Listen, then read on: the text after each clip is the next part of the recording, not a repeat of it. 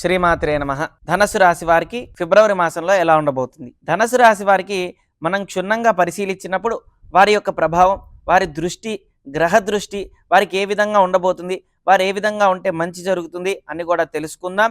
ఎందుకంటే వారికి ఇప్పుడు ద్వితీయంలో బుధుడు ఉండటం, అదేవిధంగా తృతీయంలో కొన్ని గ్రహస్థితులు సంచారం వల్ల శుక్ర శని కలయికతో ఉండటం, అదేవిధంగా వీరికి చతుర్థంలో రాహుగ్రహం ఉండటం, ఇవన్నీ కూడా వీరికి ఏం తెలియజేస్తున్నాయి అనేది ముందుగా మనం గ్రహించాలన్నమాట. ఎప్పుడైనా జాతకాన్ని పరిశీలించినప్పుడు అన్ని గ్రహాలు, అన్ని ప్రభావాలు మన మీద ఏ విధంగా ఉంటాయి చూడాల్సింది ఖచ్చితంగా బాధ్యత ఉంటుంది. ఎందుకంటే ముందుగా మనకి బుధుడు ముఖ్యం. వ్యాపారం చేయాలన్నా, ఉద్యోగంలో మంచిగా రానివ్వాలన్నా బుధుడు ముఖ్యం. కాబట్టి వీరి జాతకంలో కనుక బుధుడు బాలేకపోతే, ఇప్పుడు ద్వితీయంలో ఉన్నాడు కాబట్టి కుటుంబ సంబంధించిన విషయాల్లో చాలా జాగ్రత్తగా ఆచితూచి అడుగేయడం మంచిది, మౌనంగా ఉండటం మంచిది. అదేవిధంగా వీరు ఏదైతే అనుకుంటారో అవన్నీ కూడా ఖచ్చితంగా విజయం సాధిస్తారు.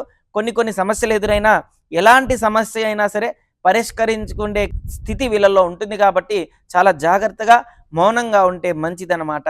అదేవిధంగా తృతీయంలో చూసుకుంటే కనుక మనకి తృతీయంలో శుక్ర శని కలయికతో ఉంది. కాబట్టి అన్నదమ్ముల మధ్య 1కి 2 సార్లుగా మౌనంగా ఉండటం మంచిది. అనవసరమైన చర్చలు పెట్టుకోవడం, అనవసరమైన ఆవేదన చెందడం, ఇలాంటివన్నీ కూడా అన్నదమ్ముల మధ్య అనేది పనికిరాదు. ఎక్కువ శాతం ఎంత మౌనంగా ఉంటే అంత మంచిది. అన్నదమ్ముల మధ్య ఏదైనా శుభకార్యాలకు వెళ్ళినప్పుడు చాలా జాగ్రత్తగా ఆచితూచి అడుగు వేయండి, మౌనంగా ఉండండి. అనవసరమైన చర్చల్లో పాల్గొనొద్దు. అన్నదమ్ముల మధ్య అసలు ఉండకూడదు. ఎందుకంటే ఇప్పుడు తృతీయంలో శని శుక్ర కలయికతో ఉండటం వల్ల తృతీయాధిపతి ఎప్పుడైనా సరే, తృతీయం మనకు చూసుకుంటే భ్రాతృస్థానం. అన్నదమ్ముల మధ్య సఖ్యత ఉండాలన్నా, ప్రేమ ఆప్యాయత ఉండాలన్నా, అన్నిట్లో కూడా మంచి జరగాలంటే మనకి ఆ స్థానంలో మంచి గ్రహం ఉండాలి. ఇప్పుడు పాపగ్రహం ఉండటం వల్ల అనవసరమైన ఆలోచనలు, అనవసరమైన చర్చలు ఇలాంటివి ఎక్కువగా ఎదురవుతాయి. చాలా జాగ్రత్తగా ఆచితూచి అడుగు వేస్తే మీదే విజయం, అన్నిట్లో కూడా లాభాలు చేకూరుతాయన్నమాట. అదేవిధంగా చతుర్థ స్థానాన్ని గ్రహించినప్పుడు చతుర్థంలో రాహు ప్రభావం మీకు సూచిస్తుందన్నమాట.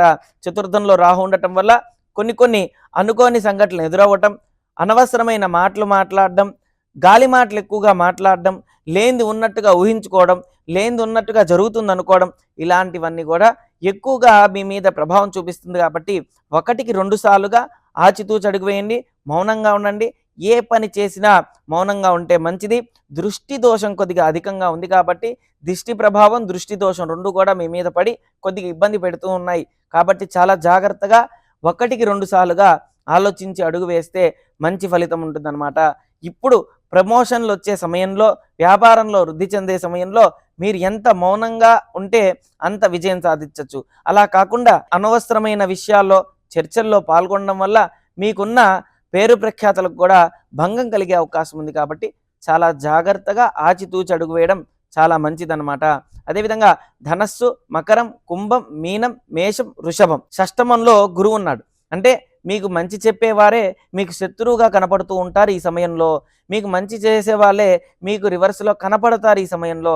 కాబట్టి ఎవరు మనవాళ్ళు, ఎవరు మనవాళ్ళు కాదనేది తెలిసే సమయం ఇది. ఎందుకంటే మనకి షష్టమంలో గురువు ఉండటం అనేది మనకి జాతకానికి చూసుకుంటే ధనస్సు రాశికి అధిపతి గురువు. కాబట్టి గురువు మరి షష్టమంలో ఉన్నాడు, అంటే శత్రుస్థానంలో ఉన్నాడు. కాబట్టి మంచి చెప్పే మార్గంలోనే మీకు చెడు ఎదురవుతూ ఉంది, మంచి చేసే పనిలోనే చెడు ఎక్కువ ఎదురవుతూ ఉంటుంది. అదేవిధంగా మనకి మంచి చెప్పే వాళ్ళనే మనం చెడుగా ఊహించుకుంటాము. కాబట్టి చాలా జాగ్రత్తగా అడుగు వేయండి, మంచి జరుగుతుంది. అదేవిధంగా సప్తమ దృష్టి చూసుకుంటే సప్తమంలో కుజుడు ఉన్నాడు.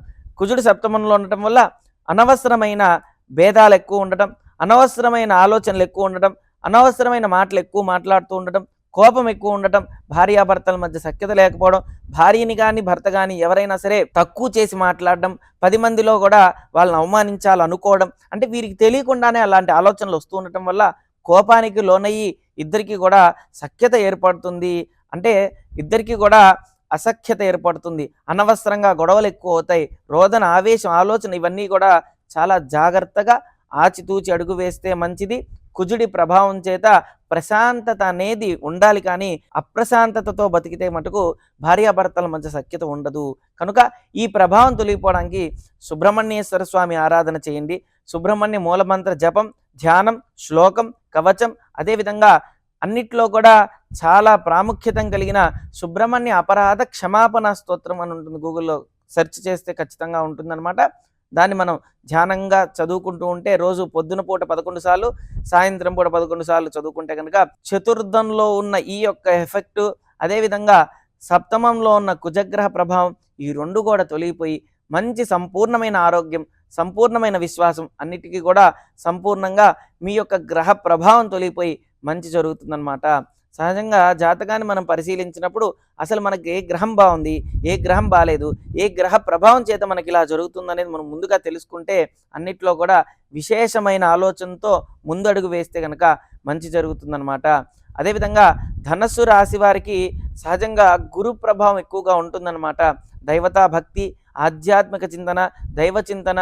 కాబట్టి సహజంగా వీరికి ఏమని పడుతుందంటే నేను ఇంత చేసినా నాకెందుకు ఇలా అవుతూ ఉంది అనే ఫీలింగ్ ఎక్కువగా ఉంటుందన్నమాట. అయితే ఇప్పుడు గ్రహస్థితులు అనుకూలంగా లేవు కాబట్టి చాలా జాగ్రత్తగా ఉండటం మంచిది. అనవసరమైన చర్చల్లో పాల్గొనడం, అనవసరమైన భేదాభిప్రాయాలు ఎక్కువగా ఉండటం అనేది పనికిరాదనమాట. ఎందుకంటే రేపు రానున్న రోజులు కొద్దిగా ఇబ్బందికరమైన రోజులే వస్తున్నాయి. ఎందుకంటే అర్ధాష్టమ శని రానున్నదనమాట ధనుస్సు రాశి వారికి. కాబట్టి చాలా జాగ్రత్తగా ఆచితూచి అడుగు వేయాలి. అర్ధాష్టమ శని 29వ తారీఖు మార్చి తర్వాత వస్తుంది. వచ్చిన తర్వాత నుంచి భయపడాల్సింది ఏం లేదు. కానీ చాలా జాగ్రత్తగా అడుగు వేస్తే మంచిది. అనవసరమైన మాటలు, అనవసరమైన కోపము, అనవసరమైన ఆవేశము ఇవన్నీ కూడా చాలా జాగ్రత్తగా ఉంటే మంచి ఫలితం వస్తుందన్నమాట. అయితే ఈ ప్రభావాలు వీరికి తొలగిపోవడానికి ముందుగా సుబ్రహ్మణ్యేశ్వర స్వామి ఆరాధన ఎంత ముఖ్యమో అదేవిధంగా మరి దుర్గా సప్తశ్లోకి అని ఉంటుంది. అది కూడా చదువుకోవడం చాలా విశేషం అన్నమాట. అయితే గురువు షష్టమంలో ఉన్నాడు కాబట్టి, శత్రుస్థానంలో ఉన్నాడు కాబట్టి మీకు మంచి జరగాలంటే దత్తాత్రేయ స్వామి కానీ, గురు చరిత్ర కానీ 2 ఉంటాయి. దత్త చరిత్ర కానీ, గురు చరిత్ర కానీ ఉంటాయి. అవి ప్రతిరోజు కూడా ఒక అధ్యాయం చదువుకుంటే చాలా మంచిది. అనవసరమైన ఆలోచనలు పెట్టుకోకుండా ప్రతిరోజు దత్త చరిత్ర ఒకటి చదువుకుంటూ సుబ్రహ్మణ్య అపరాధ క్షమాపణ స్తోత్రం చదువుకుంటూ ఉంటే కనుక మీకు ఈ యొక్క మాసంలో ఎటువంటి ఇబ్బందులు లేకుండా సునాయాసంగా ప్రశాంతంగా మీ జీవితం గడపచ్చు అనమాట. అన్నిట్లో కూడా విజయం సాధించవచ్చు.